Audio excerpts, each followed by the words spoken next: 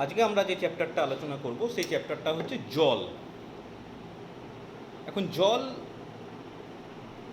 চ্যাপ্টারটার বেশিরভাগটাই কিন্তু তোমাদের জানা, নতুন খুব বেশি তথ্য নেই, খুব বেশি বোঝার জায়গা নেই, সব কিছুই ইনফরমেশন টাইপের। তাও গোটা ব্যাপারটা আমি ছোট করে আলোচনা করে দিচ্ছি। জল, তো তোমরা জানো যে জল ছাড়া আমরা বাঁচতে পারি না। শুধু আমরা কেন, মানুষ নয়, কোনো জীবই বাঁচতে পারে না। এবং জীবন ধারণের জন্য, আমাদের জীবন ধারণের জন্য জল হচ্ছে একটা অপরিহার্য এবং গুরুত্বপূর্ণ একটা উপাদান। সেজন্য জলকে আমরা অনেক সময় বলি জীবন, জলের অপর নাম জীবন।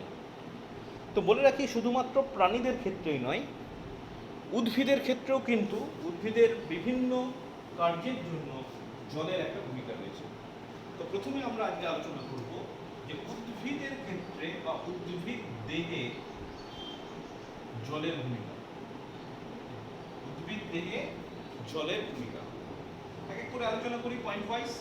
নাম্বার 1 দেখো, যে উদ্ভিদের প্রথম যেটা ধাপ কি, বীজের অঙ্কুরোদ্গম।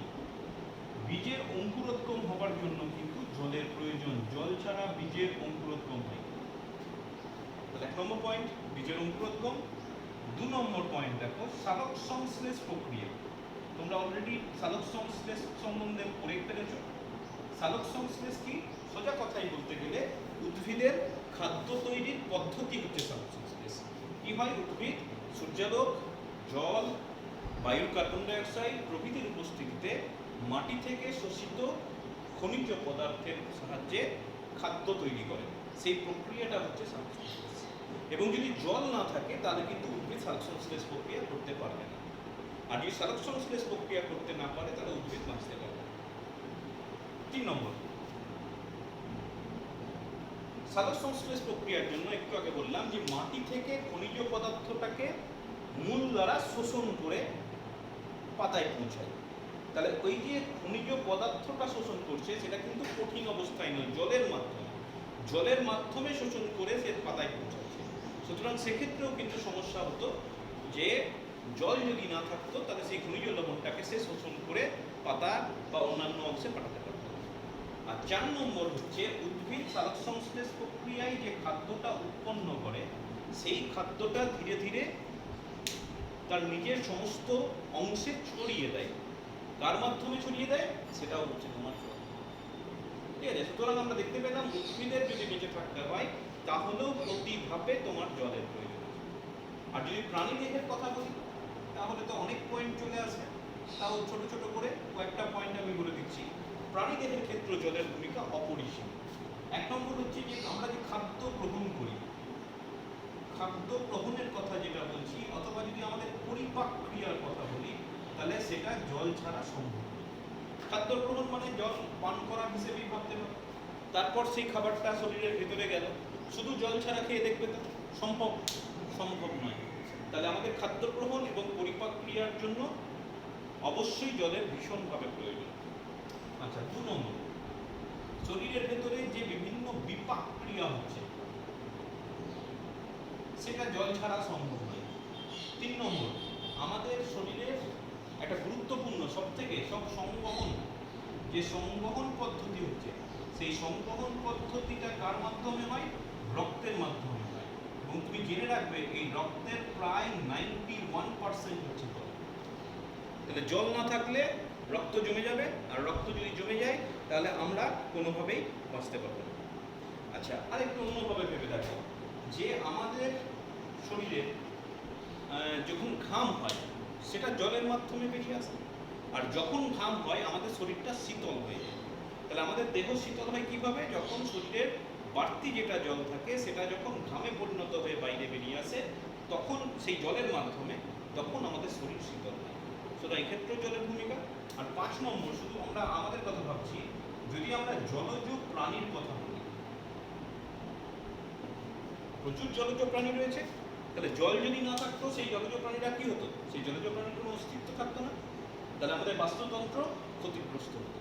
সুতরাং উদ্ভিদ প্রাণী নির্বিশেষে সকলে জলের প্রয়োজন, যে জন্য আমরা জলকে জীবন বলে থাকি। বেশ, এবার বলি জল যে আমাদের এইভাবে দরকার সেটা জলের বিভিন্ন ধর্মের জন্য সমান। যেমন আমি ছোট ছোট করে আলোচনা করি, এভাবে হেডিং করলাম, সাপোজ জলের বিভিন্ন ভৌত ধর্ম একদিকে রইল, আর সেই ভৌত ধর্মের রেসপেক্টে জলের কি কি ভূমিকা সেটা জাস্ট ছোট্ট করে আমি একটু আলোচনা করছি। ঠিক আছে, আমাদের জীবনে কিভাবে কিরকম জলের ভূমিকা রয়েছে। আচ্ছা, 1 নম্বর দেখো, প্রথম যেটা জলের ধর্ম হচ্ছে সাধারণ উষ্ণতায় জল হচ্ছে তরল। জল যদি তরল না হতো তাহলে কিন্তু প্রচুর সমস্যা হয়ে যেত, আমাদের পরিপাক ক্রিয়া বিপাক ক্রিয়া কোনো কিছুই সম্ভব হতো না।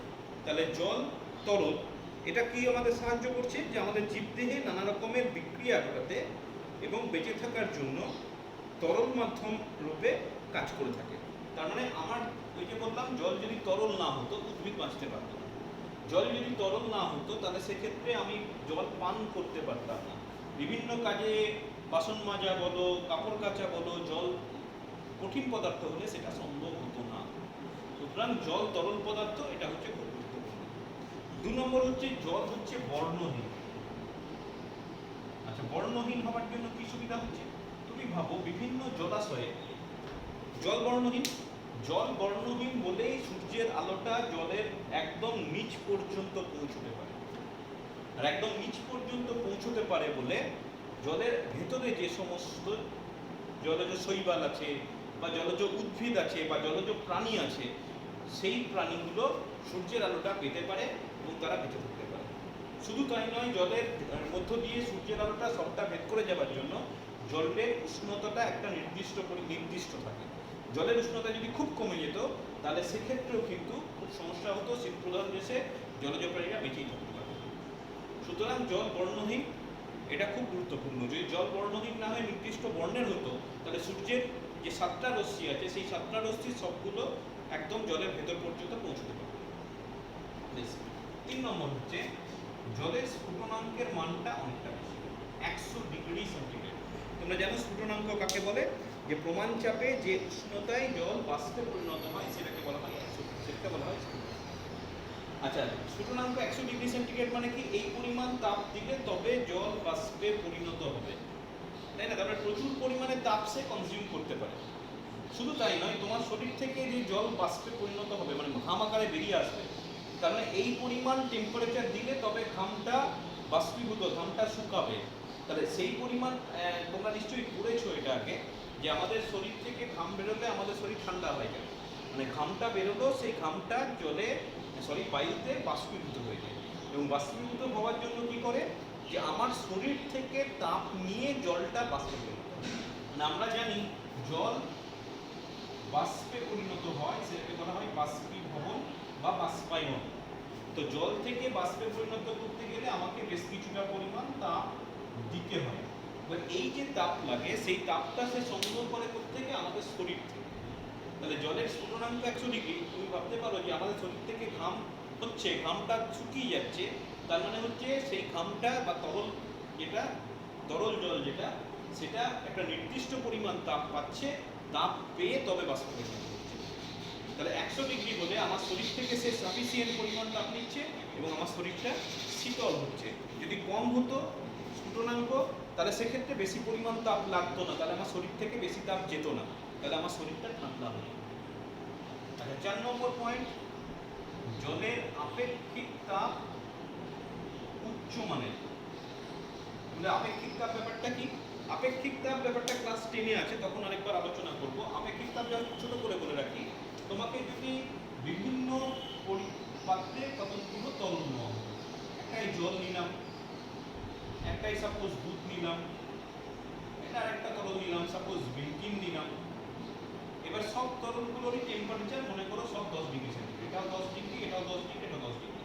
এবার সবার টেম্পারেচার তুমি 50 ডিগ্রি করতে চাইছো, এটাও 50 করতে চাইছো, এটাও 50 করতে চাইছো, এটাও 50 করতে চাইছো। তার মানে কি তোমাকে তাপ দিতে হবে। এবার এই যে তাপ দেবে দেখা যাবে সবার ক্ষেত্রে কিন্তু সম পরিমাণ তাপ লাগবে না, সব থেকে বেশি তাপ কার লাগবে? জলের। ঠিক আছে, আপেক্ষিক তাপের সংজ্ঞা পরে বলা হবে ক্লাস 10-এ। আপাতত মনে রাখো যে একটা নির্দিষ্ট পরিমাণ তরল যদি কতগুলো নিই, সম পরিমাণ উষ্ণতা বৃদ্ধিতে জলের ক্ষেত্রে সব থেকে বেশি তাপ লাগে, সেই জন্য বলা হয় আপেক্ষিক তাপ। এবং বেশি তাপ যেমন লাগে তেমনি মনে রাখবে জল অনেকক্ষণ সেই তাপটাকে ধরেও রাখতে পারে। মানে নির্দিষ্ট পরিমাণ কতগুলো তরল নিলে সবাইকেই মনে করো উষ্ণতা 50 ডিগ্রি করে ফেলবে। এবার তাপ দেওয়া বন্ধ করলে সব তরলগুলোকে রেখে দিলে দেখা যাবে জল ঠান্ডা হতে সব থেকে বেশি সময় লাগে। তার মানে কি জল যেমন তাপ তুমি দিতে হয় অনেক, তেমনি তাপ অনেকক্ষণ ধরেও রাখতে পারে। এই তাপ ধরে রাখতে পারার জন্য কি হয়, জলকে দেখবে সেক অনেকের প্রয়োজন হয়, সেক নিতে হয়। তো সেক নেবার জন্য দেখবে জল ব্যবহার করা হয়। তার মূল কারণ কি, জল প্রদত্ত তাপের অনেকক্ষণ ধরে রাখতে পারে। জলের আপেক্ষিক তাপ হচ্ছে উচ্চ মানের। ঠিক আছে, আচ্ছা। আর নির্দিষ্ট লাস্ট হচ্ছে জল একটা ভালো দ্রাবক, মানে বেশিরভাগ পদার্থকে দ্রবীভূত করতে পারে। মানে জলের মধ্যে যে সংখ্যক পদার্থ দ্রবীভূত হয় সেটা আর অন্য কোনো তরলের ক্ষেত্রে হয় না। এবং এই যে দ্রবীভূত হয় এই জন্য সুবিধা কী হয়, সহজেই সকল বস্তু জলে দ্রবীভূত হয়ে, আমি যদি শরীরের মধ্যে নিই জল, ওষুধ খাই বা যে কোনো বস্তু খাই, সেটা শরীরের যে কোনো জায়গায় পৌঁছে যেতে পারে জলের মধ্যে দ্রবীভূত হয়ে। ঠিক আছে, তাহলে এই গেল তোমার জলের ভৌত ধর্ম, এবং সেই ভৌত ধর্মের জন্য আমরা কী কী সুবিধা পাই সে সম্পর্কে আলোচনা করব। নেক্সট, পানীয় জল। সব জল কিন্তু পানীয় নয়। আমাদের পৃথিবীতে প্রায় 70% জল আছে আর 30% স্থল। তাহলে তাই যদি হতো তাহলে সেক্ষেত্রে আমাদের জল নিয়ে এত সমস্যা হয় কেন? জল নিয়ে সমস্যা হয় তার কারণ হচ্ছে যে সমুদ্রের যে জলটা আমরা পাচ্ছি, 70% জল বলছি, তার বেশিরভাগটাই হচ্ছে সমুদ্রের জল। এবং সেই সমুদ্রের জল আমরা খেতে পারি না, পান করতে পারি না, তাহলে সেটা পানীয় জল না। তাহলে আমাদের যে জলটা পান করা উচিত সেই জলটার বেশ কিছু বৈশিষ্ট্য থাকা প্রয়োজন, তবে আমরা সেই জলটা পান করলে আমাদের শরীর সুস্থ থাকে। তো সেটাই এবার আলোচনা করতে যাচ্ছি যে পানীয় জলের কিছু গুণাগুণ। পানীয় জল, পানীয় জলের কিছু গুণাবলী বা কিছু গুণাগুণ কি কি থাকা দরকার এবং থাকলে কি কি সুবিধা আমরা পেতে পারি। বেশ, প্রথমত পানীয় জল কি হতে হবে? পানীয় জল প্রথম কথা যেটা গুরুত্বপূর্ণ সেটা হচ্ছে জীবাণুমুক্ত হতে হবে। এগুলো তোমরা জানো, জীবাণুমুক্ত কেন হতে হবে? কারণ যদি জীবাণুমুক্ত না হয় তাহলে সেই জল যদি আমি পান করি, জীবাণুযুক্ত জল পান করি, তাহলে আমার বিভিন্ন ধরনের রোগ হতে পারে। কলেরা হতে পারে, টাইফয়েড হতে পারে, আমাশয় হতে পারে, এরকম বিভিন্ন রোগ হতে পারে। সুতরাং আমরা যে পানীয় জলটা খাবো, প্রথম কথা হচ্ছে এটা জীবাণুমুক্ত হতে হবে। 2 নম্বর কথা হচ্ছে এখানে কোনোভাবে কোনো নাইট্রেট লবণ থাকবে না। নাইট্রেট জাতীয় লবণ বা অ্যামোনিয়া কোনো লবণ এটা যেন জলের মধ্যে না থাকে। যদি থাকে তাহলে আমাদের শরীরের পক্ষে সেটা খুব ক্ষতিকর হয়ে যাবে। আচ্ছা, 3 নম্বর কথা হচ্ছে লেড বা কপার, এই পদার্থগুলো জলের মধ্যে থাকবে না, কারণ এই পদার্থগুলো জলে থাকলে সেটা বিষাক্ত হিসেবে কাজ করে, এবং সেই বিষাক্ত জল যদি আমি পান করি তাহলে কিন্তু আমার মৃত্যু পর্যন্ত হতে পারে। ঠিক আছে। 4 নম্বর, জলের পানীয় জলের পিএইচ মাত্রাটা যেন ঠিকঠাক থাকে।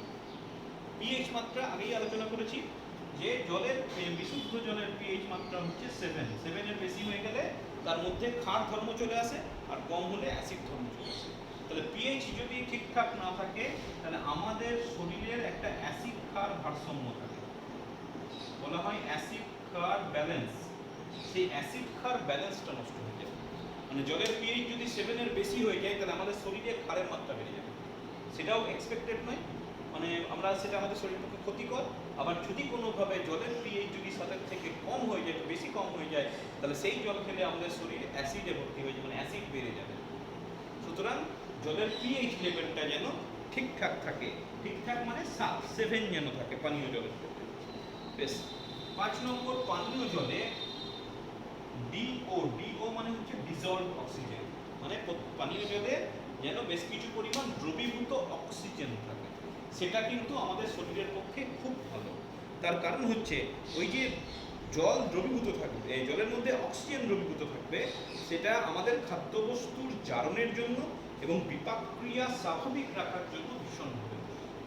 এবং দেখা গেছে আমাদের জলের মধ্যে যে জলটা আমরা পান করছি তাতে যদি 6 মিলিগ্রাম পার লিটার এর থেকে বেশি হারে অক্সিজেন থাকে, তাহলে সেটা আমাদের শরীরের পক্ষে অনেকটা উপকারী। তাহলে ডিজলভ অক্সিজেন থাকতে হবে। আচ্ছা, পানীয় জলে কিছু পরিমাণ ক্লোরাইড লবণ থাকতে হবে। ক্লোরাইড অল্প পরিমাণ কিন্তু থাকলে ভালো হয়। তুমি খেয়াল করে দেখবে, আমাদের যখন যদি পেটের প্রবলেম হয়, দেখবে নুন জলের মধ্যে নুন মিশিয়ে আমাদের খেতে দেওয়া হয়। কেন? নুনের মধ্যে কি থাকে? NaCl, তার মানে ক্লোরাইড লবণ। সেই ক্লোরাইড লবণ যদি জলের মধ্যে কিছুটা থাকে, সেটাও কিন্তু আমাদের শরীরের পক্ষে খুব উপকারী। আর 7 নম্বর বলে রাখি যে এই পদার্থগুলো আর্সেনিক বা ফ্লোরাইড, এটা যদি একটা নির্দিষ্ট লেভেলের থেকে বেশি হয়ে যায়, তাহলে আমাদের শরীর ভীষণভাবে ক্ষতিগ্রস্ত হয়। যেমন আর্সেনিকের একটু বেশি মাত্রা হচ্ছে, যদি 10 mg পার লিটার, 1 লিটারে যদি 10 mg বেশি থাকে, তাহলে সেটা ভীষণভাবে ক্ষতিকর। আর ফ্লোরাইডের মাত্রাটা আরও 0.5 mg পার লিটার মোটামুটি যদি হয়ে যায়, তাহলে সেক্ষেত্রে 0.05 mg, বুঝতে পারছো, 1 লিটারে এই পরিমাণও যদি থাকে, তাহলে সেটাও আমাদের শরীরের পক্ষে ভীষণ ক্ষতিকর। সুতরাং এই লবণগুলো কোনোভাবেই পানীয় জলের মধ্যে থাকা উচিত নয়। ঠিক আছে? তাহলে এই গেল তোমার পানীয় জলের গুণাবলী। বেশিরভাগটাই তোমাদের জানা ছিল। এবার আমি আলোচনা করি খুব ছোট্ট একটা জিনিস, কলিফর্ম কাউন্ট। এটা কি জিনিস? Coliform count. কলিফর্ম এটা হচ্ছে একটা ব্যাকটেরিয়া, যেটা আমাদের শরীরের ক্ষুদ্রান্তে থেকে থাকে। ঠিক আছে? ক্ষুদ্রান্তে থেকে থাকে। এবার কলিফর্ম কাউন্ট বলতে কি বোঝায়? আমরা যে জলটা খাচ্ছি, সেই জলে কত কলোনি এই কলিফর্ম ব্যাকটেরিয়া আছে। কলোনি মানে হচ্ছে group of bacteria. Group of bacteria বোঝাতে কলোনি অফ ব্যাকটেরিয়া এই কথাটা ইংরেজিতে ব্যবহার করা হয়। তো কোনো একটা নির্দিষ্ট পরিমাণ জলে কত কলোনি এই কলিফর্ম ব্যাকটেরিয়া আছে, সেটাকে বলা হচ্ছে কলিফর্ম কাউন্ট। এবং তুমি মনে রাখবে, আমাদের পানীয় জলে যেন এর অ্যামাউন্টটা যেন 0 হয়, মানে 0-র বেশি হলে সমস্যা আছে, এটা বলা হয় কলিফর্ম কাউন্ট। কলিফর্ম মানে হচ্ছে ইকোলাই টাইপের যে ব্যাকটেরিয়া, সেইগুলোর কথা বলা হচ্ছে। সাধারণত ইউরিন ইনফেকশন হলে ইকোলাইয়ের মানটা ব্যাপক হারে বেড়ে যায়, তখন সেক্ষেত্রে আমাদের শরীরে নানা ধরনের সমস্যা হয়, জ্বর পর্যন্ত আসতে পারে, এমনকি মৃত্যু পর্যন্ত হতে পারে। আচ্ছা, এই গেল তোমার কলিফর্ম কাউন্ট। এবার আলোচনা করব জলকে আমরা কিভাবে বিশুদ্ধ করতে পারি। তো সেটাও তোমরা জানো, নতুন কিছু নয়। জলের পরিশোধন। তো পরিশোধন করার অনেক উপায় আছে। কিভাবে? আমরা জানি না কোন জলের মধ্যে কি মেশানো আছে।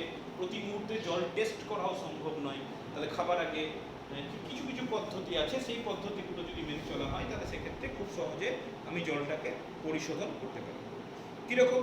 প্রথমে তুমি একটা নির্দিষ্ট পরিমাণ জল আছে মনে করো, সে তোমার বাড়ির চৌবাচ্চা হোক, বাড়ির ট্যাঙ্ক আছে বড়, সেই ট্যাঙ্ক হোক, সেই জলে তুমি যদি কিছু পরিমাণ ফিটকিরি বা বলা হয় ফটকিরি, কিছু বইয়ে ফটকিরি, কিছু বইয়ে ফিটকিরি, যাই আছে না, আমি বললাম ফিটকিরি, যদি অল্প পরিমাণ যদি মিশিয়ে দাও, তাহলে সেক্ষেত্রে সেই জলে যদি বালি থাকে, যদি কাদামাটি থাকে, এমনকি কিছু কিছু ব্যাকটেরিয়াও যদি থাকে, সেগুলোকে কি করে জলের নিচে থিতিয়ে ফেলে দেয়। এটা কিন্তু ফিটকিরির একটা বড় গুণ। কি করছে? জলের মধ্যে যে বালি বা কাদামাটি, যেটা আমরা দেখতে পাচ্ছি না, আমার মনে হবে জল পরিষ্কার, কিন্তু অ্যাকচুয়ালি জলের মধ্যে সবসময় পরিষ্কার হয় না। ফিটকিরি মিশিয়ে দিলে ওই পদার্থগুলো একদম নিচে থিতিয়ে পড়বে। এবার থিতিয়ে পড়ার পর কি করবে? সেই জলটাকে যদি আমি পরিশ্রাবণ মানে ফিল্টার করে নিই, তাহলে সেক্ষেত্রে কি হবে? সেখান থেকে যে জলটা পাবো সেটা একদম পাতিত জল, একদম বিশুদ্ধ জল। সেই জল পান করলে তোমার কোনো শরীর খারাপ হবে না। আচ্ছা, 2 নম্বর, আগেকার দিনে এগুলো করা হতো, যদি আমি ফুটিয়ে নিই, ফুটন মানে ওই 100 ডিগ্রিতে ফোটাতে হবে, অল্প পরিমাণ তাপ দিলে হবে না। জলকে তাতে যদি ভালো করে গরম করে নিলাম, ফুটিয়ে নেওয়ার পর সেই জলটাকে ঠান্ডা করলাম। যদি ঠান্ডা করা হয়, তাহলে সেক্ষেত্রে যে জলটা পাচ্ছি, অবশ্যই সেই জলটা হচ্ছে পানীয় জল। এবং এটা কিন্তু দীর্ঘদিন পর্যন্ত মানুষ কিন্তু এই পদ্ধতি ব্যবহার করত। আচ্ছা, 3 নম্বর বলছি ক্লোরিন, মানে ক্লোরিনেশন। ব্যাপারটা কি? যে জলে যদি ক্লোরিন ট্যাবলেট পাওয়া যায়, গ্রামের দিকে ক্লোরিন ট্যাবলেট দেওয়া হয় বর্ষাকালে। ক্লোরিন ট্যাবলেট যদি মিশিয়ে দেওয়া হয়, অথবা তোমাদের সুবিধার জন্য বলি, বুঝতে পারবে আরো ভালো, জিওদিন বাজারে কিনতে পাওয়া যায়, কয়েক ফোঁটা যদি দিয়ে দেওয়া হয়, অনেক সময় দেখবে, অনেক সময় ট্যুর করার সময় পাহাড়ের দিকে বা এমন কোনো জায়গায় বাইরে তুমি গেছো, সব সময় তোমার জল কিনে খাওয়া সম্ভব নয়, কি করে জিওদিন নিয়ে যায়, কিনতে পাওয়া যায়। কিছু না, 1 লিটার জলের যে বোতল আছে তাতে যদি 2 ফোঁটা বা 3 ফোঁটা দিয়ে দাও, সেই জলটা পুরো বিশুদ্ধ হয়ে যায়। সেটা কি থাকে, মেনলি ক্লোরিন থাকে, সেটাও কিন্তু একটা নির্দিষ্ট লিমিট পর্যন্ত। আচ্ছা, ক্লোরিন দেওয়া হয় তার কারণ হচ্ছে ক্লোরিন হচ্ছে জীবাণুনাশক। একটা নির্দিষ্ট পরিমাণ ক্লোরিন যদি তুমি জলে দাও, গোটা জলটা জীবাণু মুক্ত হয়ে যাবে। আচ্ছা, ক্লোরিন ট্যাবলেট বা বলা হয় হ্যালোজেন ট্যাবলেট, এগুলো যদি দেওয়া হয় তাহলে সেক্ষেত্রে সেই জলটা বিশুদ্ধ হয়ে যায়। আরেকটা করা যায়, সেটা হচ্ছে ইউভি লাইট। মডার্ন ফিল্টারে এই সুবিধাগুলো থাকে, কিছুই না, ইউভি লাইটের মাধ্যমে তুমি যদি চালনা করা হয় জলের মধ্যে, তাহলে জলের মধ্যে যত জীবাণু আছে যেটা তোমার শরীরের পক্ষে ক্ষতিকর, সব জীবাণুগুলোকে ধ্বংস করতে হবে। তাহলে এই গেল তোমার জল পরিশোধন করার পদ্ধতি, যদিও এগুলো সবগুলোই তোমাদের জানা। আচ্ছা, এবার আমি একটু নতুন জিনিস আলোচনা করি, যেগুলো তুমি হয়তো করোনি আগে বা করেছো, আমি জানি না, কিছু ক্লাসে কি ছিল। জলকে দুভাগে ভাগ করা যায়, একটাকে বলা হয় মৃদু জল, আর একটাকে বলা হয় খড় জল। কাকে মৃদু জল বলা হয় আর কাকে খড় জল বলা হয়? মৃদু জল বলা হয় যাতে সহজে সাবানের ফেনা উৎপন্ন হয়, সহজে সাবানের ফেনা উৎপন্ন হয়। মানে কিছু কিছু জল আছে বা কিছু কিছু জায়গার জল দেখা গেছে খুব সহজে সাবান ঘষলেই ফেনা উৎপন্ন হয়, আর কিছু কিছু জায়গায় আছে সাবানের ফেনা প্রথমে উৎপন্নই হয়। বিশেষ করে কলকাতার দিকে দেখবে, কলকাতার দিকে যদি তোমার রিলেটিভ থাকে, তাদের বাড়ি যদি যাও, সেখানে যদি কাপড় কাচার চেষ্টা করো, দেখবে প্রথমে সাবান ঘষার পর কোনোভাবেই ফেনা হচ্ছে না, খুব অল্প পরিমাণ ফেনা হচ্ছে, তারপর আস্তে আস্তে অনেকক্ষণ ধরে ঘষার পর তারপরে ফেনা হচ্ছে। ঠিক আছে, তাহলে জলকে মূলত দুভাগে ভাগ করা যায়, সেটা কোন সোর্সের প্রকৃতির উপর ডিপেন্ড করবে, যে দুভাগে ভাগ করা যায়। একটাকে বলা হয় মৃদু জল, যাতে সহজে সাবানের ফেনা উৎপন্ন হয়, সাধারণত বৃষ্টির জল হচ্ছে মৃদু জল। আর খড় জল, যে জলে সহজে সাবানের ফেনা উৎপন্ন হয় না, তাকে বলা হয় খড় জল। সাধারণত নলকূপের জল, সাধারণত ঝর্ণার জল, এগুলো কিন্তু খড় জল হয়ে থাকে। আচ্ছা, খড়তার কারণটা কি, কেন খড় জল, কেন ফেনা উৎপন্ন হয় না? তো বলে রাখি, সেই জলের মধ্যে ক্যালসিয়াম, ম্যাগনেসিয়াম, আয়রন, এই ধাতুগুলির বাইকার্বনেট লবণ মেশানো থাকে বা মিশে থাকে, অথবা তোমার বলতে পারো সালফেট লবণ মিশে থাকে, অথবা তোমার ক্লোরাইড লবণ মিশে থাকে। যদি এই লবণগুলো ওই জলের মধ্যে মিশে থাকে, তাহলে সেক্ষেত্রে কিছুতেই সাবানের সঙ্গে মিশে ফেনা উৎপন্ন হবে না। কেন ফেনা উৎপন্ন হয় না, এই লবণগুলো থাকলে কি সমস্যা হয় সেটা বলি। তো বলে রাখি প্রথমে, সাবান কি জিনিস? সাবান হচ্ছে উচ্চ আণবিক গুরুত্ব বিশিষ্ট, মানে হাই আণবিক গুরুত্ব সম্পর্কে তোমাদের ধারণা আছে, উচ্চ আণবিক গুরুত্ব বিশিষ্ট, এটা হচ্ছে জৈব ফ্যাটি অ্যাসিড। জৈব ফ্যাটি অ্যাসিডের সোডিয়াম বা পটাশিয়াম। আবার বলছি, সাবান হচ্ছে উচ্চ আণবিক গুরুত্ব বিশিষ্ট জৈব ফ্যাটি অ্যাসিডের সোডিয়াম বা পটাশিয়াম লবণ।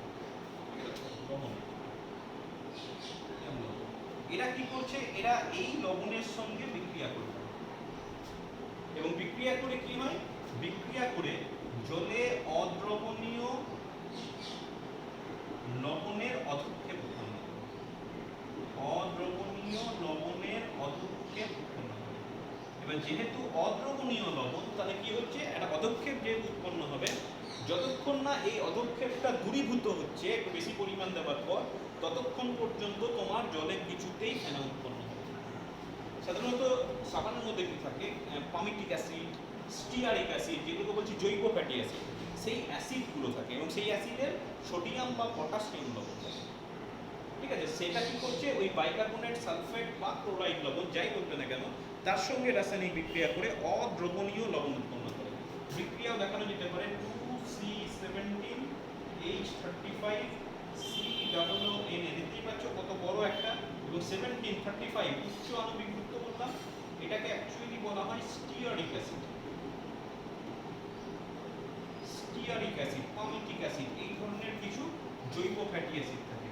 এবার এটা মনে করো ক্যালসিয়ামের কোনো লবণ, সাপোজ CaCl2, ক্যালসিয়ামের লবণ ছিল, ক্লোরাইড লবণ, সেটার সঙ্গে বিক্রিয়া করবে। বিক্রিয়া করলে কি করবে? সোডিয়াম আর ক্লোরাইড বিক্রিয়া হবে, এখান থেকে 2NaCl আলাদা হয়ে যাবে, আর তার সঙ্গে যেটা অধক্ষেপ করবে এইভাবে দেখা হয় Ca C17 H35 COO, দেখো সবটাই করে থাকলো, এখানে হয়ে গেল। এই পার্টটা পুরোটাই এই ক্যালসিয়ামের সাথে, এটাকে বলে ক্যালসিয়াম স্টিয়ারেট, স্টিয়ারিক অ্যাসিডের সাথে বিক্রিয়া করে ক্যালসিয়াম স্টিয়ারেট। ঠিক আছে, এই যেটা উৎপন্ন করছে, যেটা লাস্টে এটাকে আমি অ্যারো চিহ্ন নিচের দিকে দেখাতে পারি, এটা কি করছে? এটা হচ্ছে অদ্রবণীয়, মানে জলের মধ্যে অদ্রবণীয় বলে সেটা একটা সাদা পদক্ষেপ উৎপন্ন করে। ঠিক আছে, তাহলে এটা গেল তোমার ক্ষরতার কারণ। এবার বলে রাখি, এই ক্ষরতা আবার দু রকমের। আমি ওই যে বললাম উৎপন্ন হবে না, সহজে ফেনা উৎপন্ন হবে না, সেটার কারণও বললাম। এবার বলছি এই ক্ষরতা যদি থাকে, ক্ষরতা দু রকমের। কিরকম? একটাকে বলা হয় স্থায়ী ক্ষরতা, আর একটাকে বলা হয় অস্থায়ী ক্ষরতা। মানে অস্থায়ী ক্ষরতা মানে খুব সহজে আমি সেই ক্ষরতাটাকে দূর করে দিতে পারি, সেগুলোকে বলা হয় অস্থায়ী ক্ষরতা। আর যে ক্ষরতা আমি সহজে দূর করতে পারবো না, সেটাকে বলা হয় স্থায়ী ক্ষরতা। অস্থায়ী ক্ষরতা কখন হবে? যদি জলের মধ্যে শুধুমাত্র বাইকার্বনেট লবণটা থাকে, তাহলে সেই ক্ষরতাটাকে আমি বলবো অস্থায়ী ক্ষরতা, কারণ সেই ক্ষরতাটাকে সহজে দূর করে দেওয়া যায়। কিন্তু যদি বাকি দুই প্রকার লবণ থাকে, যেমন আমি বললাম সালফেট, যেমন আমি বললাম ক্লোরাইড, এই লবণগুলো যদি থাকে, তাহলে সেই ক্ষরতাটাকে আমি খুব সহজে দূর করতে পারি না। সেজন্য সেটাকে বলা হয় স্থায়ী ক্ষরতা, মানে ক্ষরতাটা থেকে যাবে। ঠিক আছে, তাহলে স্থায়ী ক্ষরতা হলো, অস্থায়ী ক্ষরতা হলো। এবার আমি তোমাকে বলি যে এই খড় জলটা কিছু কিছু ক্ষেত্রে সুবিধাজনক, আবার কিছু কিছু ক্ষেত্রে অসুবিধাজনক। কিরকম সুবিধাজনক? তো প্রথমত বলি খড় জল মানে তাতে বেশ কিছু পরিমাণ লবণ থাকে। তো দেখা গেছে একটা নির্দিষ্ট পরিমাণ লবণ যদি মেশানো থাকে এবং সেটা যদি আমরা পান করি, তাহলে এটা আমাদের শরীরের পক্ষে ভীষণ উপকারী হয়। মানে প্রথমত স্বাদ বৃদ্ধি করে লবণ, কিছু লবণ মেশানো থাকার জন্য, আর সেটা মানব দেহে গঠনের জন্য ভীষণভাবে উপকারী। দু নম্বর উপযোগিতা কি? যদি খড় জল, তাও বলছে একটা নির্দিষ্ট লিমিট পর্যন্ত, যদি লেড পাইপের মধ্য দিয়ে পাস করানো হয়, লেড পাইপ, অনেক ক্ষেত্রে অনেক প্রয়োজনে লেড পাইপ ব্যবহার করা হয়। এবার তুমি একটা জিনিস মনে রাখবে, লেড কিন্তু আমাদের শরীরের পক্ষে ভীষণ ক্ষতিকারক, মানে ভেতরে যদি খেয়ে ফেলি, তো সেই লেডটা যদি জলের সঙ্গে আমার শরীরে যায়, তাহলে সেটা খেয়ে আমার মৃত্যু পর্যন্ত হতে পারে। এবার অনেক ক্ষেত্রে লেড পাইপের মধ্য দিয়ে জল পাস করানো দরকার হতে পারে। তো যদি লেড পাইপের মধ্য দিয়ে খড় জলটাকে তুমি পাঠাও, তাহলে সেক্ষেত্রে কি হয়, ওই যে লবণগুলো আছে, লবণগুলোর একটা অধক্ষেপ ওই লেড পাইপের উপর কি হয়ে যায়। সাধারণত লেড সালফেট লবণের যেটা হয়, সালফেটটা লেডের সঙ্গে বিক্রিয়া করে একটা লেড সালফেটের আস্তরণ ফেলে দেয়, এবং যদি আস্তরণ ফেলে দেয়, তাহলে সেক্ষেত্রে সেই লেডটা কোনোভাবেই আর জলের সংস্পর্শে আসতে পারবে না। একবার আস্তরণ করে গেলে লেড কখনোই জলের সংস্পর্শে আর আসতে পারবে না, সেক্ষেত্রে বিষাক্ত হওয়ার সম্ভাবনা অনেকটা থাকে। তাহলে খড় জলের কিছু সুবিধা অবশ্যই আছে, কিন্তু বলে রাখি সুবিধার চেয়ে খড় জলের অসুবিধাটাই বেশি। কি অসুবিধা? তাহলে এক এক করে বলি, এখানে কিন্তু প্রশ্ন থাকে, সব কোশ্চেন। অসুবিধা কিরকম দেখো, ডিসঅ্যাডভান্টেজ। প্রথম অসুবিধা হচ্ছে যে খড় জলে সহজে ফেনা উৎপন্ন হয়। কি বলে ফেনা উৎপন্ন হয়? কি হয়েছে, একটু বেশিক্ষণ ঘষলেই হবে, কিন্তু বেশিক্ষণ ঘষলে কি হবে, তোমার সাবান বেশি ক্ষয় হবে। তাতে তোমার, যদি কেউ লন্ড্রি ব্যবসা করে আর যদি খড় জল হয়, তাহলে সাবান এত বেশি লাগে, তাহলে সেক্ষেত্রে তার খরচটা অনেকটা বেড়ে যাবে। তাহলে খড় জল ব্যবহার ভালো নয়। দু নম্বর কথা হচ্ছে খড় জলে কিন্তু খাবার খুব ভালো সেদ্ধ হয়, মানে অনেকক্ষণ বেশি সময় ধরে তোমাকে তাপ দিতে হয়। তাহলে সেক্ষেত্রে কি হবে, তোমার গ্যাস যদি হয়, বেশিক্ষণ ধরে গ্যাস চালাতে হবে, জ্বালানি খরচ বেশি হবে। 3 নম্বর হচ্ছে যে পাত্রে রেখে তুমি খড় জলটাকে উত্তপ্ত করবে সাপোজ, তখন সেই তাপের প্রভাবে সেই লবণগুলো কি হয়, নিচে অনেক সময় অধক্ষেপ করে যায়, তাহলে পাত্রের গায়ে তারা একটা লেয়ার তৈরি করে। আর পাত্রের গায়ে যদি লেয়ার তৈরি করে, সেই পাত্রে ওই অবস্থায় যদি তুমি কোনো কিছু রান্না করার চেষ্টা করো, তাহলে কিন্তু তোমাকে প্রচুর বেশি তাপ দিতে হবে, কারণ লবণটাকে ভেদ করে তোমাকে জল আসতে হবে। এরকম ভাবতে পারো যে এরকম একটা পাত্রে করেছো, তাহলে পাত্রের ভেতরের গায়ে একটা লবণের অধক্ষেপ মনে করে এইভাবে পড়ে গেছে, ঠিক আছে? এবার এখানে যদি তুমি জল দাও, জল নিয়ে তারপরে গরম করার চেষ্টা করো, তাহলে সেই লেয়ারটাকে ভেদ করে তোমাকে তাপ যেতে হবে। তাহলে সেক্ষেত্রেও কিন্তু তোমার বেশি পরিমাণ জ্বালানির খরচের ব্যাপার একটা চলে আসছে। আর খড় জলের মাত্রা যদি একটু বেশি হয় এবং সেই জল যদি তুমি পান করে ফেলো, তাহলে কিন্তু তোমার শরীরটাও ক্ষতি হবার সম্ভাবনা থাকে। বেশ, এবার খড় জল দূর করা যায় কিনা, মানে খরতাটাকে দূর করা যায়। তো দূর করার অনেক পদ্ধতি আছে, একটু আলোচনা করি। মেনলি দুটো পদ্ধতি আমি বলবো। একটা হচ্ছে স্ফুটন পদ্ধতি, সব থেকে সহজ পদ্ধতি হচ্ছে স্ফুটন পদ্ধতি, মানে ফুটিয়ে দেওয়া। তো খড় জল আছে এরকম মেনলি বাইকার্বনেট লবণযুক্ত অস্থায়ী খড় জলটাকে স্ফুটন পদ্ধতিতে দূর করে দেওয়া যায়। কিছুই না, যখন আমি খড় জল বাইকার্বনেট লবণযুক্ত জলকে ফোটাবো, সিম্পল ফোটাবো, তাহলে তখন কি হবে, ওই ক্যালসিয়াম, ম্যাগনেসিয়াম, আয়রন, বললাম প্রথমে যে তিনটে লবণ মেনলি গুরুত্বপূর্ণ। একটা হচ্ছে ক্যালসিয়ামের লবণ, একটা ম্যাগনেসিয়ামের লবণ, আর একটা কি বললাম, আয়রনের লবণ। এবং কোন লবণ? এটা হচ্ছে বাইকার্বনেট লবণ।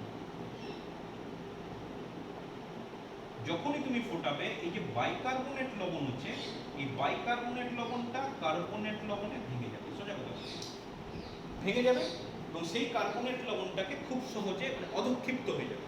যেমন আমি কোনো উদাহরণ দেখাতে পারি যে ম্যাগনেসিয়াম বাইকার্বনেট MgHCO3 এটাকে আমি গরম করলাম, গরম করলে কি হবে, এটা হয়ে যাবে MgCO3 এবং এটার অধক্ষেপ পড়ে যাবে। বাকি দেখো পড়ে থাকছে H2O প্লাস CO, আর কিছু পড়ে থাকছে কি H2O প্লাস CO, আর কিছু নাই। একই রকম ভাবে আমি ফর্মুলা লিখতেই পারি FeHCO3 আমি আর লিখলাম না, তাহলে এটা হয়ে যাচ্ছে FeCO3, এটা হয়ে যাবে H2O প্লাস CO। তাহলে বাইকার্বনেট লবণটাই থাকবে না, বাইকার্বনেট লবণটাকে তাপ দিলেই কি হচ্ছে, সেটা বিয়োজিত হয়ে কার্বনেট লবণে পরিণত হচ্ছে। এবং এই যে এটা পরিণত হচ্ছে, এটাকে যদি আমি বাদ দিয়ে দিই, কিভাবে বাদ দেবো, ফিল্টার করে দেবো। মানে গরম করার পর যেটা পড়ে থাকবে সেটাকে যদি আমি ফিল্টার করে দিই, তাহলে এই লবণগুলো বের হয়ে যাবে, ঠিক আছে? একই রকম ভাবে আমি ক্যালসিয়ামের ফর্মুলাটাও লিখতে পারতাম, যদিও আমি বলে রাখি এর মধ্যে ক্যালসিয়ামের একই ফর্মুলা হবে, ক্যালসিয়াম এটা same, calcium carbonate H2O plus CO। তবুও আমি বলে রাখি এটার ক্ষেত্রে এই MgCO3টা কিন্তু কিছুটা পরিমাণ জলের মধ্যে মিশে যায়। অনেক সময় সব কোশ্চেন আসে, 2 নম্বরের প্রশ্ন, যে ম্যাগনেসিয়াম বাইকার্বনেটকে কিন্তু স্ফুটনের মাধ্যমে খড় জল মুক্ত করা সবসময় যায় না। তার কারণ হচ্ছে, যদি আমি ম্যাগনেসিয়াম বাইকার্বনেটকে উত্তপ্ত করি, বিয়োজিত হয়ে ম্যাগনেসিয়াম কার্বনেট উৎপন্ন করবে, আর তার সঙ্গে বিশুদ্ধ জল কার্বন ডাইঅক্সাইড, তো বুঝলাম। কিন্তু এই যে ম্যাগনেসিয়াম কার্বনেট, এটা কিন্তু অনেক সময় ফিল্টার করে আলাদা করা যায় না, তার কারণ হচ্ছে এটা ওই জলের মধ্যে দ্রবীভূত হয়ে যায়, এটা একটা সমস্যা। যাই হোক, ম্যাগনেসিয়ামের ক্ষেত্রে অতটা করা যায় না, কিন্তু আয়রন এবং ক্যালসিয়ামের ক্ষেত্রে কিন্তু খুব সহজে করে ফেলা যায়। আর 2 নম্বর একটা কৃত্রিম পদ্ধতি, যেটা একটু খরচ সাপেক্ষ, সেটা হচ্ছে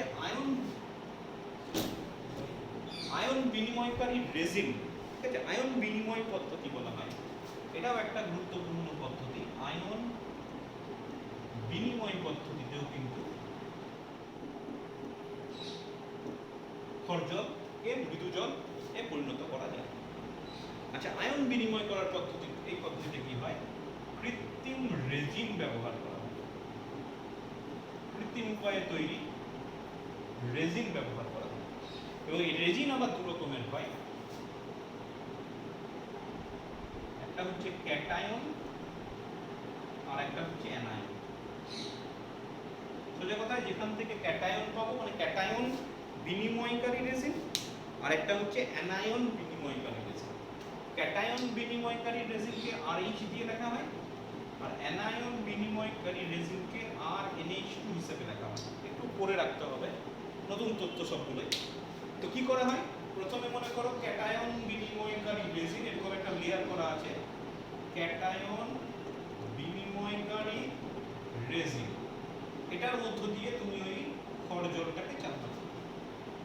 যখনই তুমি ক্যাটায়ন বিনিময়কারী রেজিনের মধ্য দিয়ে চালনা করবে, কি হবে, এখান থেকে যে জলটা বেরিয়ে আসবে সেটা কিন্তু পার্সিয়ালি খড় জল মুক্ত হয়ে যাবে।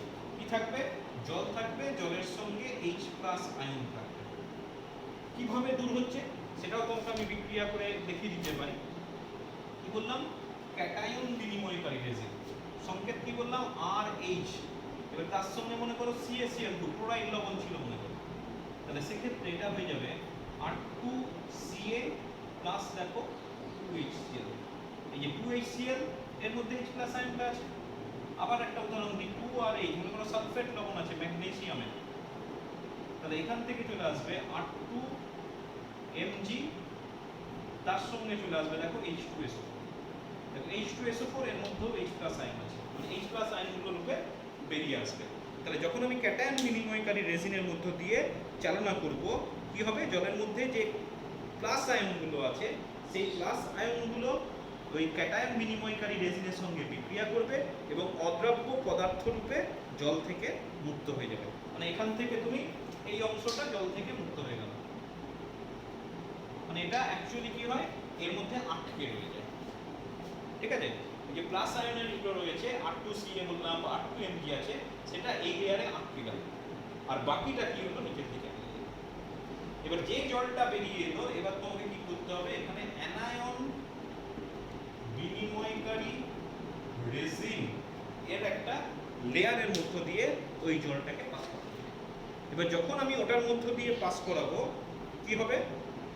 বাকি যে অ্যানায়নগুলো রয়েছে মনে করো, বাকি যেগুলো রয়েছে, তখন সেই অ্যানায়নগুলো মানে OH মাইনাস আয়নটাকে বের করে আলাদা করে দেবে। কীরকম ভাবে করে? যেমন আমি বললাম RNH2, এটা মনে করো তারপরে জল আছে, এটার সঙ্গে বিক্রিয়া করবে, এটা হয়ে যাবে RNH3 প্লাস OH মাইনাস, প্রথমে তৈরি করলো। এবার এই যে RNH3 প্লাস OH মাইনাস, এটা যেটা তৈরি হলো সেটা কি করছে? মনে করো ক্লোরাইড আয়নটা পড়েছিল HCl, HCl, তখন সেক্ষেত্রে কি হয়ে যাবে? NH3Cl হয়ে যাবে, আর সেখান থেকে OH আয়নটাকে মুক্ত হয়ে যাবে, আর ওই পার্টটা যেটা পড়ে থাকলো সেটা এখানের মধ্যে আটকে যাবে, আর NH3Clটা এই লেয়ারে আটকে যাবে এবং এখান থেকে OH মাইনাস আয়নটা বাইরে বেরিয়ে আসবে। মানে H প্লাস আয়নটা তো ছিলই, তার সঙ্গে OH মাইনাস আয়নটাও থাকবে। এবার এরা এদের মধ্যে বিক্রিয়া করে পুনরায় আবার তোমার জল। ঠিক আছে? একটু বিক্রিয়াগুলো মনে রাখতে হবে। তাহলে দুটো ধাপ আয়ন বিনিময়কারী পদ্ধতি, দুটো ধাপের রেজিন হয়, ক্যাটায়ন বিনিময়কারী রেজিন আর অ্যানায়ন বিনিময়কারী রেজিন। একটা ক্যাটায়নগুলোকে আটকে দেয়, একটা অ্যানায়নগুলোকে আটকে দেয়, মানে H প্লাস ও H মাইনাস আয়ন বাদ দিয়ে। যখন এটার মধ্য দিয়ে পাস করব, ক্যালসিয়াম, ম্যাগনেসিয়াম, আয়রন, তাদের যেটা ক্যাটায়ন থাকবে সেটা এই লেভেলে আটকে গেল, বাকিটা বেরিয়ে চলে এলো, সেখানে শুধুমাত্র H প্লাস আয়ন থাকতে পারে। আবার সেটা যখন অ্যানায়ন বিনিময়কারী রেজিনের মধ্য দিয়ে হলো, তখন সেখানে সেই ক্লোরাইড যেটা মাইনাস করে থাকবে বা SO4 মাইনাস মাইনাস, সেইগুলো আটকে গেল এবং বাকিগুলো এর মধ্যে দিয়ে চলে এলো। এবং এখান থেকে যে জলটা পাবো সেটা অবভিয়াসলি আয়ন মুক্ত জল আমি বলে দিতে পারি। তবে আয়ন মুক্ত জলেও আমি বলে রাখি, এর মধ্যে কিন্তু কিছু পরিমাণ H প্লাস এবং OH মাইনাস আয়ন কিন্তু থাকতে পারে, ওটাকে তুমি সম্পূর্ণ ইগনোর করতে পারো না। তাহলে এটা হবে আয়ন মুক্ত জল, এটাকে বলা হয়। পাতিত জল কিন্তু বলা যায় না। আয়ন মুক্ত জলের সঙ্গে পাতিত জলের কিন্তু অনেকটা পার্থক্য রয়েছে, কিছু সাদৃশ্যও আছে, কিছু বৈসাদৃশ্যও আছে। সেগুলো প্রথমে একটু বলে নিই যে আয়ন মুক্ত জল আর পাতিত জল, এদের মধ্যে কি সাদৃশ্য রয়েছে আর কি বৈসাদৃশ্য রয়েছে। দেখো, এদের মধ্যে সাদৃশ্য হচ্ছে যে কোনো রকম লবণ কিন্তু থাকবে না। এখানেও যে জলটা পাবো তার মধ্যে কোনো লবণ থাকবে না, কারণ ক্যালসিয়াম, ম্যাগনেসিয়াম আটকে গেছে, আবার Cl, SO4 সেগুলোও আটকে গেছে, তাহলে কোনো প্রকার লবণ থাকে না। 2 নম্বর হচ্ছে দুটোই কিন্তু ক্ষরতা মুক্ত। ঠিক আছে? তাহলে দুটোর মধ্যে সাদৃশ্য হলো। এবার বৈসাদৃশ্যের কথা বলি, যে এইভাবে বলবে যে আয়ন মুক্ত জল প্রথমে কীভাবে পাওয়া যায়? বলবে যে পরপর ক্যাটায়ন এবং অ্যানায়ন বিনিময়কারী রেজিনের মধ্য দিয়ে যদি চালনা করা হয়, তাহলে সেক্ষেত্রে আমি শেষে যেটা পাবো সেটা হচ্ছে আয়ন মুক্ত জল। আর পাতিত জলের ব্যাপারটা কি হচ্ছে? কোনো জলের নমুনাকে যদি স্ফুটন করি, মানে বাষ্পীভূত করি, তারপর সেটাকে যদি আবার শীতল করে নিই, তাহলে যেটা পাবো সেটা হচ্ছে তোমার পাতিত জল, বা এটাকে বলা হয় ফিল্টার্ড ওয়াটার। ফিল্টার্ড ওয়াটার, ঠিক আছে? আয়ন মুক্ত জলে কিন্তু কিছু পরিমাণ H প্লাস বা OH মাইনাস আয়ন থাকতে পারে, কিন্তু পাতিত জলে কিন্তু কোনো রকম কোনো আয়ন থাকবে না। ঠিক? আর 3 নম্বর হচ্ছে আয়ন মুক্ত জলে কিন্তু সামান্য পরিমাণ সিলিকা, কার্বন ডাইঅক্সাইড, কিছু পরিমাণ সিলিকা, কিছু পরিমাণ কার্বন ডাইঅক্সাইড, কিছু পরিমাণ মানে কি বলে জৈব অশুদ্ধিও কিন্তু থাকতে পারে। কিছু পরিমাণ জৈব অশুদ্ধি এইগুলো কিন্তু তোমার থেকে যায় এই জন্য। সেজন্য কোনো ইনজেকশন দেওয়ার জন্য বা চিকিৎসা ক্ষেত্রে কিন্তু এই আয়নমুক্ত জলকে ব্যবহার করা যায় না। চিকিৎসা ক্ষেত্রে কোনটা ব্যবহার করা হয়? ডিস্টিলড ওয়াটার, পাতিত জল, ওটাকে ব্যবহার করা হয়। ঠিক আছে, এই গেল তোমার প্রাথমিক আলোচনাগুলো, যেগুলো গুরুত্বপূর্ণ তোমাদের রয়েছে তোমাদের বইয়ে। ঠিক আছে, অল্প কিছুটা পার্ট বাকি রইল, যেটা আমরা পরবর্তী ক্লাসে বা পরবর্তী ভিডিওতে আলোচনা করব।